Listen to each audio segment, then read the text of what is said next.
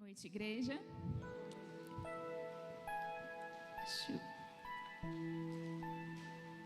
Nós usaremos o texto da primeira carta de Pedro, capítulo 2,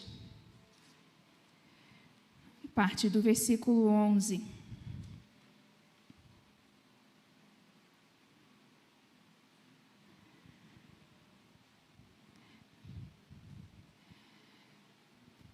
Os irmãos estão nervosos? Não, eu estou, mas... essa carta nós já... Obrigada. Essa carta, ela foi escrita por Pedro a cristãos, não é? Nós já estudamos sobre ela, até foi no mês de agosto, mês dos jovens, também nas lições de EBD, no trimestre daquele período. Então, uma carta que foi escrita por Pedro a cristãos, cristãos judeus e também gentios que se converteram, a fim de fortalecer a sua fé, né? Fortalecer a fé, de prepará-los. Cristãos que estavam sofrendo, foram dispersos, estavam ali em províncias romanas, foram dispersos devido à perseguição e precisavam ser fortalecidos. Não é? Precisavam dessa palavra de orientação, uma exortação com o propósito de ensino, não é? De ensiná-los a como eles deveriam lidar ali como cristãos. Não é? Porque, olha hoje, a nossa facilidade como cristãos hoje, que a partir do momento que nós... fomos convertidos por Cristo, fomos restaurados, Ele nos deu uma grande oportunidade de vivermos em uma comunidade, de fazermos parte de uma família e em uma igreja ser ensinados, passar por um discipulado, e aí a partir do discipulado começamos a fazer parte de organizações, de EBD. Então, tudo com o propósito de quê? De nos ensinar a como ser cristão. Porque o novo convertido, e talvez alguns que já deixaram de ser tão novos assim, mas ainda precisam aprender o que é ser cristão. Como o Senhor quer que seus discípulos, seus servos, vivam, se comportem, vivam em sociedade, não só em igreja, mas também lá fora em sociedade, porque nós trabalhamos, estudamos, nos relacionamos e precisamos fazer tudo isso não como os outros, mas de uma maneira diferente. E nós temos essa oportunidade aqui de aprendermos a como viver assim, como deve ser nossa nova maneira de proceder, do novo homem. Mas aqueles irmãos, eles não estavam com aquela oportunidade, estavam dispersos em terras que não eram suas, longe dos seus lares. E, então, eles necessitavam dessa orientação, necessitavam dessa orientação, mas que essa orientação que eram para aqueles cristãos, ela também é válida para nós hoje. Nós aqui que temos um grupo bem, na igreja bem não homogêneo, na verdade. É um grupo bem diversificado. Por quê? Porque há aqueles que ainda não são cristãos, tanto adolescentes como adultos. Há aqueles ainda que são novos cristãos. Há aqueles que passaram pelo batismo há pouco tempo, então ainda são meninos que precisam ser alimentados, com mais cuidado, com mais orientação. Há aqueles já mais antigos que, como pais, precisam orientar os mais novos, não é? João trata assim, jovens que são os mais novos na fé, aqueles que são mais maduros a olhar para os mais novos na fé como pais e orientar. Então, nós temos esse grupo, mas mesmo com essa diversidade, essa orientação do proceder como cristãos é muito necessária. E ela é muito necessária hoje, não é? No tempo que eu tive refletindo, hoje há um grande desafio para nós, como cristãos, de viver como cristãos, né? A igreja hoje, a igreja formada por aqueles que são cristãos mesmo, que são servos do Senhor Jesus, ela tem um grande desafio hoje de mostrar, do viver como igreja.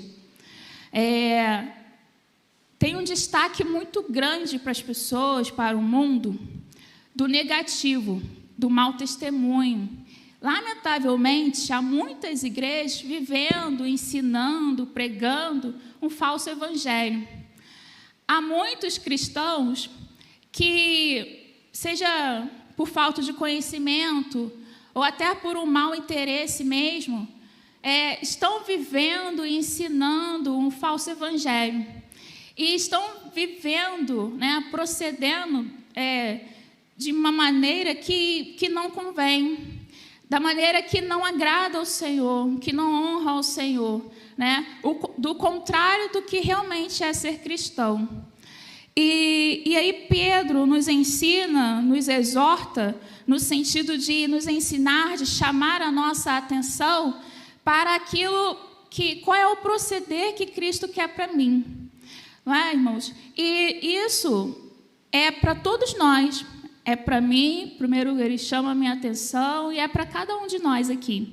Não é para aquele que nos ouve ou ainda ouvirá essa mensagem. É algo que precisamos refletir e pensar como tem sido o meu procedimento, a minha maneira de viver, se ela realmente tem, na prática, demonstrado para os meus familiares, para os meus colegas de trabalho, para os vizinhos, para os amigos, se eu sou cristão, não é? Se eu sou sou cristão nominal, se eu sou aquele apenas que tem fé em algo, que tem uma religião. Há muitos que são religiosos e demonstram uma certa piedade, mas que, de fato, ainda não conhecem esse Senhor Jesus, não entenderam ainda, não é? Como deve ser o proceder cristão. E aqui no capítulo 2, a partir do versículo 11, diz assim: amados, eu vou ler aqui porque fica mais fácil, mas os irmãos acompanhem aí. Amados, exorto-vos como peregrinos e forasteiros que sois, a vos absterdes das paixões carnais que fazem guerra contra a alma. Então, o primeiro conselho, apenas nesse trecho da carta, não é? Ele lembra aos irmãos que eles são peregrinos e forasteiros. Primeiro, porque... Obrigada, irmão. Adivinhou. Primeiro, porque eles estavam, de fato, em terras que não eram de sua origem, que não lhes pertenciam. Estavam no lugar que não lhes pertencia. Mas também porque...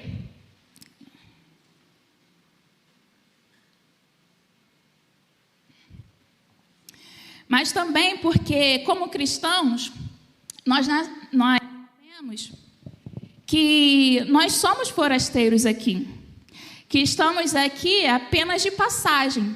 Essa passagem para alguns dura 5, 10, 20, 50 anos, 90 anos, né? 100. Mas é passageiro, não é? Não há eternidade aqui. Então, precisamos lembrar que, se somos forasteiros aqui, significa que um dia deixaremos de estar aqui. E onde estaremos depois daqui? No céu? Eu vou, a minha vaga já está garantida, a sua não sei, mas... Brincadeira. Mas, lembrei, não sei se foi o pastor que falou que eram só 13, né? Fez a quantidade. Somos passageiros aqui, forasteiros aqui, e um dia estaremos em outro lugar. E onde estaremos? Se estaremos no céu, se estaremos vivendo eternamente com esse Senhor, Nós devemos viver como aqueles que creem que, de fato, um dia estarão com o Senhor. Se nós cremos, temos a certeza, né? Aqueles que têm a certeza de que são cidadãos do céu, são passageiros aqui, que por mais que vivam aqui, que trabalhem, tem sua família, enfim, mas que isso um dia vai passar e um dia terá o seu encontro com o Senhor, precisamos viver realmente demonstrando isso. E vendo, não com a visão presa aqui, a visão terrena, não é? E somos muito presos aqui no dia a dia. Somos, o pastor falou domingo passado sobre estar atarefado, às vezes atarefado aqui dentro, mas lá fora nós também somos tomados por preocupações, por contas, por filhos e tarefas e casa, e com a visão que vai se limitando cada vez mais aqui. Isso nos toma e sufoca e abala a fé, abala a confiança e nos faz perder a visão daquilo que é do alto, perder a visão do eterno, da eternidade, perder a visão da vontade do Senhor para nós. E a vontade dele é que vivamos como aqueles que creem que o dia estarão com ele. Porque nós já podemos desfrutar da salvação e da eternidade aqui, não é? Essa esperança viva, a esperança de que Cristo está conosco e um dia estaremos ladinho com ele, essa esperança precisa estar viva em nós e precisa ser vivida através de nós e demonstrada por nós. Então, o chamado de Pedro aqui é: vivam assim como aqueles que são peregrinos aqui, e se abstendo das paixões carnais que fazem guerra contra a alma, não é? Ele orienta que, olha, há desejos em vocês que são carnais, há pensamentos nossos que são carnais, nós sabemos disso. Isso está em nós, mas isso precisa ser diminuído, isso precisa ser deixado de lado, isso não pode ser alimentado. Muitas vezes estamos, além de não alimentando o espírito, não nos alimentando o coração com palavra, ainda estamos fazendo o quê? Ainda alimentando aquilo que desagrada a Deus, alimentando os desejos e as paixões, os sentimentos que são contrários ao Senhor, não é? E ele chama a atenção: precisamos nos abster, deixar de lado, diminuir, abrir mão disso que faz guerra contra a nossa alma, que nos afasta do Senhor. Versículo 12: mantendo exemplar o vosso procedimento no meio dos gentios, para que, naquilo que falam contra vós outros, como de malfeitores, observando-vos em vossas boas obras, glorifiquem a Deus no dia da visitação. Os cristãos ali, tanto os judeus, nós falamos judeus, tanto os gentios que haviam se convertido, eles eram tratados ali, onde eles estavam, vistos como malfeitores, não é? Como pessoas que estavam, que serviam uma seita, a doutrina ali que eles ensinavam, o que eles estavam pregando, aquilo não era aceito e era mal visto. E eles sofriam calúnias, eles eram caluniados. Então, além de eles serem mal vistos, ainda falavam contra eles, falavam mal deles. E Pedro chama a atenção para eles: olha, vocês têm que se comportar de uma maneira que mostre para os outros que vocês não são aquilo que estão dizendo que vocês são.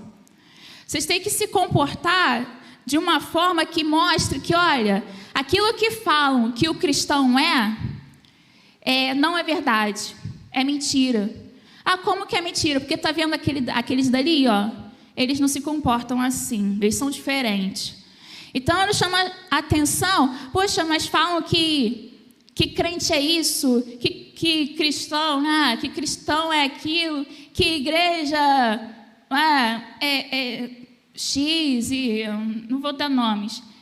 Mas, e aí ficamos indignados com as pessoas falando isso, e sem entender que muitos que falam não são espirituais, né? São carnais, e não têm a compreensão do Evangelho. Mas não lembramos que essas pessoas, para elas entenderem o que é ser cristão, elas precisam conhecer pessoas que sejam verdadeiramente cristãos. Às vezes entram em brigas, em discussões tolas e esquecem de se comportar como é o ser cristão. Se o cristão se acham, não é? Se tem aquele crente no trabalho que é estourado, pavio curto, já viu? Tem crente, não? Pavio curto. E aí você, então, tem que ser o quê? O cara manso. Você tem que ser aquele que é o quê? O pacificador. Tem que ser o agido que chega. Amiguinho. Todo mundo conhece, né? Tem que ser o pacificador. Não adianta você ficar tentando, não, mas o cristão, ele é assim e assim, e você não age da forma que demonstra o que é o ser cristão. E ainda, às vezes, se junta com aquele grupo para falar mal do outro que é o crente que não está se comportando como deveria. Ao invés de até de ir lá orientá-lo, né, ou orar por ele, ou se comportar como deve se comportar. E ele chama a atenção para isso. Olha, o seu comportamento, o seu procedimento deve ser exemplar. Gente, tem pessoas olhando para você e seguindo o seu modelo de vida. Ou pior, olhando para você e dizendo, não, eu não quero ser como aquela pessoa. Aquela, pavio curto? Não. Aquela, como esposo, olha, é cristão, canta, ora, fervoroso, mas olha como trata a família. Olha como ela trata a família, como trata os vizinhos, como lida com os vizinhos. Não quero ser uma pessoa assim. E ele fala que nós devemos, o nosso procedimento ser exemplar. No meio dos gentios, ou seja, ser exemplar não só aqui dentro, porque também não é fácil ser exemplar aqui dentro.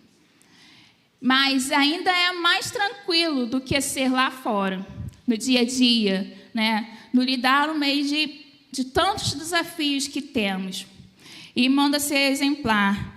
E ele diz, olha, para que naquilo que falam contra vós, naquilo que falam contra cristãos, naquilo que falam contra evangélicos, que quando eles observarem a vocês, quando eles observarem vossas boas obras, quando eles observarem o que você fala, quando observarem o seu comportamento, como você trata o seu chefe, como você trata os seus compromissos, eles possam olhar assim e não ter do que apontar. E que eles possam olhar para isso e falar, nossa, tem um cristão diferente. Acho que realmente ele é cristão. Então, acho que realmente o ser cristão eu não conhecia até agora, mas agora eu sei o que é ser através dele e através dela. E assim, glorificar a Deus. A nossa vida, irmão, será que a nossa vida tem levado a glorificação a Deus? Nosso modo de viver, né? De tratar o outro, de viver no trabalho, no meio de amigos, nas conversações, na internet. Será que isso tem glorificado a Deus? Porque glorificar a Deus na internet, por exemplo, não é só postar versículo bíblico, não. É nas conversações, é nos compartilhamentos, é nas amizades, é no que você está se alimentando, ou está alimentando a carne, ou está fazendo o contrário do que Pedro falou, alimentando as paixões. Não é? Glorificar a Deus entre amigos é, sabe, não entrar em mais conversações. Será que a nossa vida tem glorificado a Deus? Tem levado pessoas a glorificar a Deus? Ou tem levado pessoas a se afastar cada vez mais de Deus? Tem cristãos vivendo o contrário do que Deus chama para viver, e isso faz pessoas não desejarem esse Cristo, faz pessoas não desejarem estar numa igreja, porque vem tantos comportamentos que entristecem, que envergonham o Evangelho. E ele nos chama a nossa atenção, não para olhar para eles, mas para começar em nós a viver da maneira correta. Para começar em cada um de nós aqui a viver da maneira exemplar, a viver de uma maneira diferente. Ele fala, 13, sujeitai-vos a toda instituição humana por causa do Senhor, quer seja o rei como o soberano, quer as autoridades como enviadas por ele, tanto para castigo dos malfeitores como para o louvor dos que praticam o bem. Ele chama a atenção daqueles irmãos, lá no período ali para quem Pedro está escrevendo. Por quê? Porque os cristãos, eles eram vistos como alguém, eram ditos como alguém que não se sujeitavam às autoridades. Porque eles falavam de alguém que era o Cristo, o único rei. Então, os não cristãos ali, os pagãos, enfim, eles diziam, olha, eles não aceitam a lei, não respeitam a autoridade. Então, Pedro está chamando a atenção, olha, vocês também têm que ser sujeitos à autoridade, vocês também têm que cumprir seus compromissos, honrar seus compromissos, cumprir as leis humanas. Por quê? Porque o governo que está ali, ele foi colocado por Deus. E porque assim é a vontade de Deus, que pela prática do bem façais emudecer a ignorância dos insensatos. Às vezes as pessoas querem emudecer a ignorância dos insensatos em brigas, em discussões, com desavenças e com tantas coisas, mas esquece que ele fala o quê? Qual é a vontade de Deus? É que faça isso pela prática do bem. Mais uma vez, pelo modo de vida, pelo seu procedimento, pelo seu proceder. O seu modo de viver vai fazer com que os outros, com que o que os outros falam, que aquilo caia por terra, que aquilo não seja validado. Eu não posso validar o que falam mal de mim. Eu não posso viver de uma forma que esteja validando, corroborando as más falas sobre o que é ser cristão, sobre o que é ser uma igreja, sobre o que é ser um evangélico. Eu não posso corroborar isso. E muitas vezes estamos nos comportando de uma forma que valida tudo isso. Valida toda essa fala, e ele chama a atenção a isso. A vontade do Senhor é que pela prática do bem, pela prática correta, como livres que sois, nós fomos livres, libertos pelo Senhor Jesus.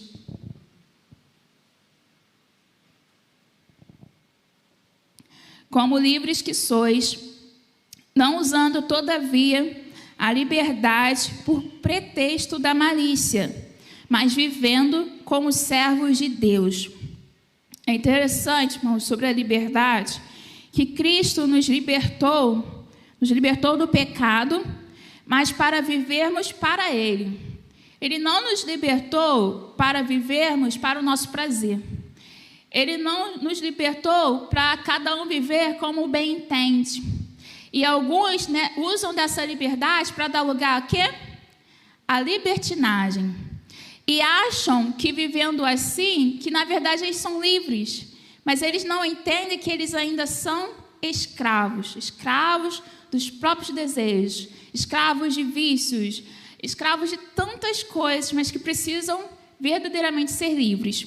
E ele fala, como livres que sois. E não usando dessa liberdade para fazer isso, para dar pretexto para malícia. Não usando dessa liberdade para fazer o que bem entende, para viver da maneira que, de qualquer jeito, para viver de qualquer jeito, para fazer a sua própria vontade, mas vivendo como servos de Deus. Precisamos viver como servos de Deus.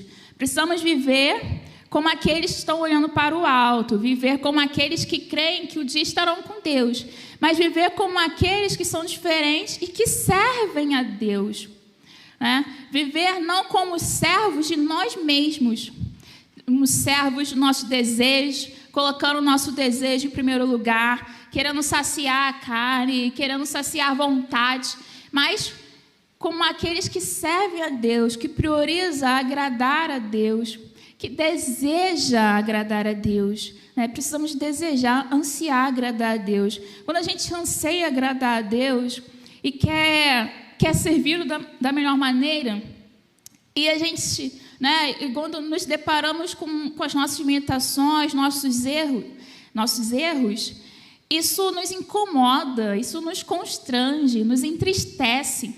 Se você não é entristecido pelo seu proceder, pelo seu erro, pelo seu pecado, tem algo errado.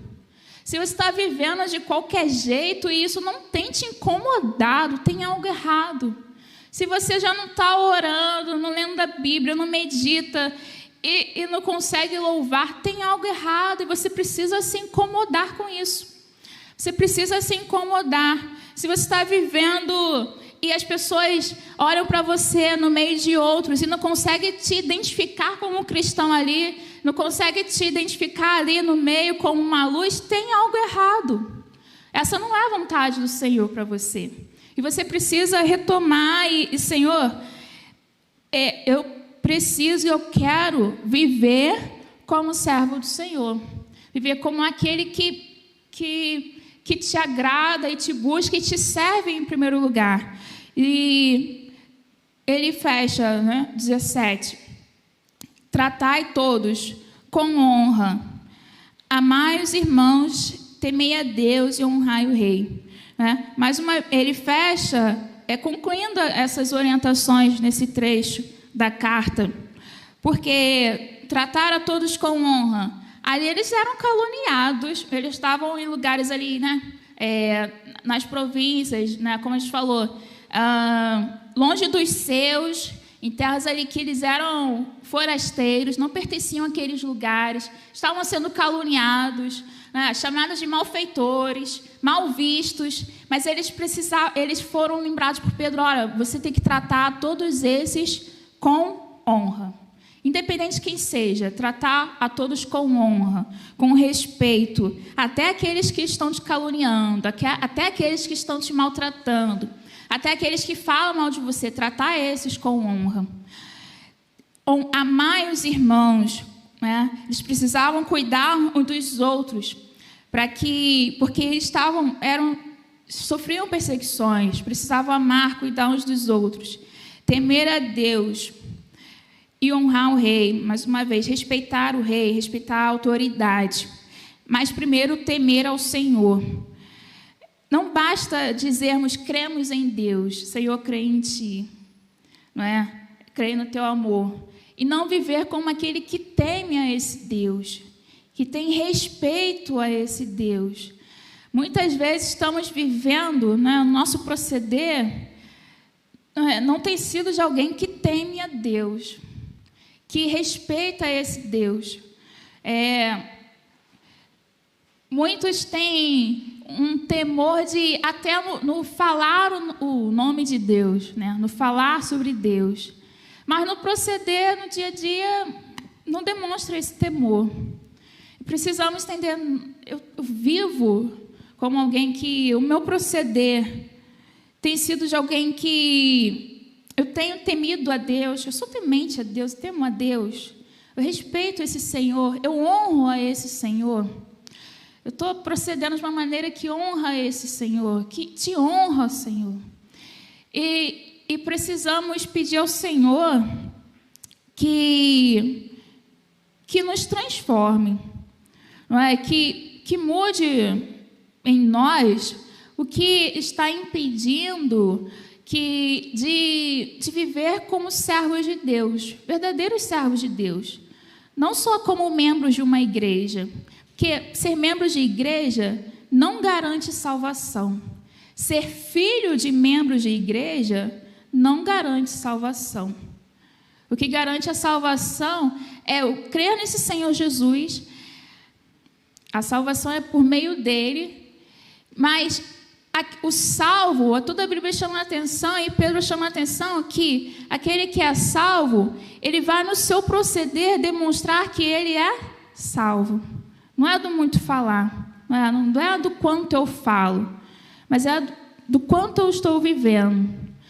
E ele chama, e precisamos entender, como eu estou vivendo, o meu proceder com meus irmãos tem sido de amor, como eu estou vivendo para o Senhor tem sido de alguém que tem honrado ao Senhor, tenho amado ao Senhor.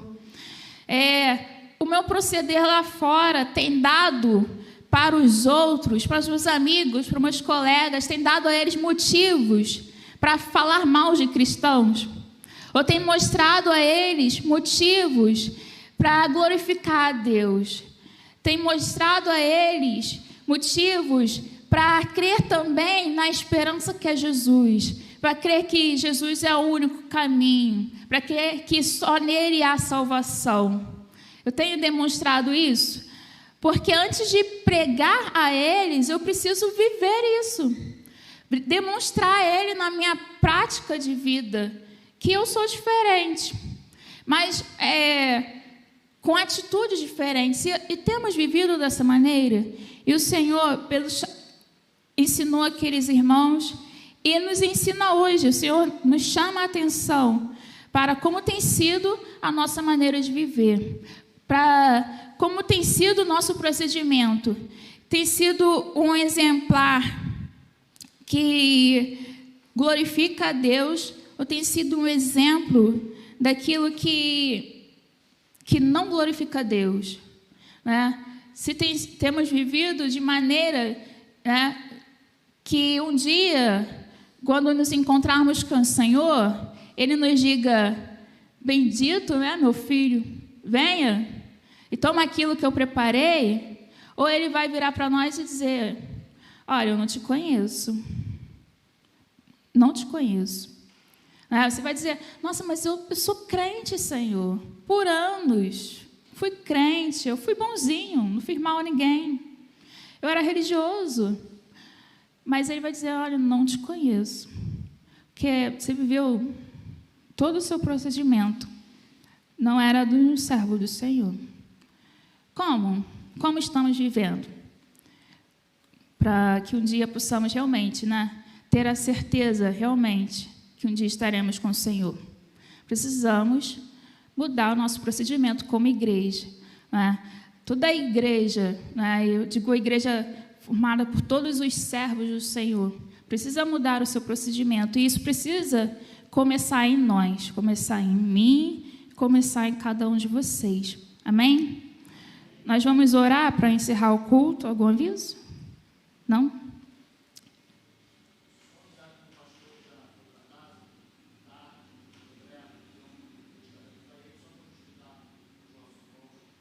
Isso. O nosso pastor hoje ele não está se sentindo bem. Para ele não estar aqui é sempre por algum motivo assim, né? Ou não está bem de saúde, ou algo muito urgente aconteceu. Ele chegou a vir, né? Mas não estava bem.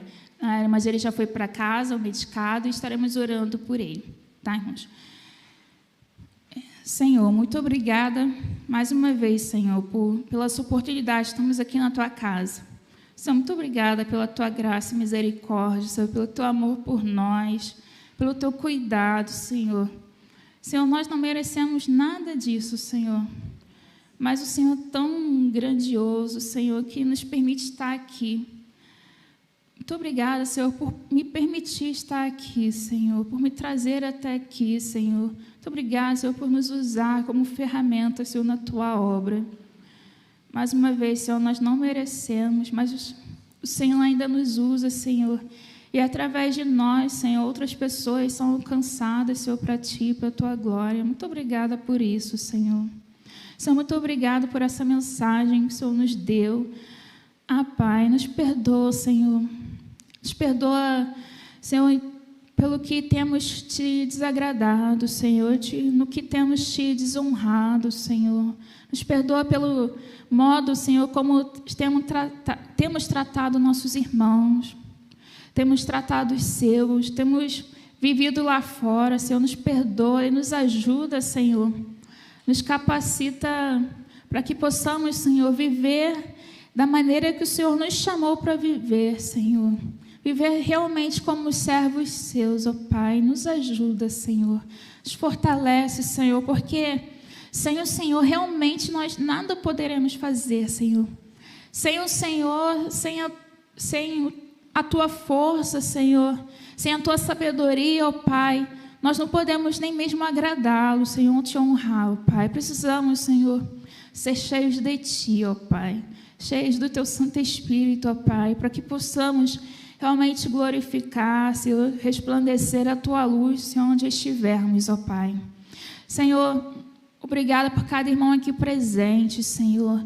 Senhor, que a Tua palavra, Senhor, esteja viva, Senhor, no coração de cada um, ó Pai. E que gere aqui, Senhor, transformação, Senhor. O nosso desejo, Senhor, é ver pessoas crescendo na Tua presença, Senhor. Pessoas fortalecidas por Ti, pessoas unidas, Senhor.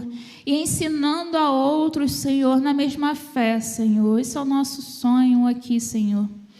Senhor, o nosso desejo é Te agradar, Te servir, é cumprir o nosso papel como igreja, tanto aqui, Senhor, quanto lá fora, ó Pai. Nos ajuda, Senhor, nos capacita para isso, ó Pai.